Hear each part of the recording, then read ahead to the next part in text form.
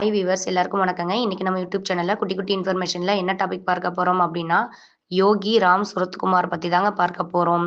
கலியுகத்தில் இறைவனை அடைய எளிய வழி நாம ஜபமே என்று கூறி, ராம நாம ஜபத்தின் மூலமே ஆன்மீகத்தின் மிக உயரிய நிலையை எட்டியவர் பகவான் யோகி ராம் சுரத்குமார்.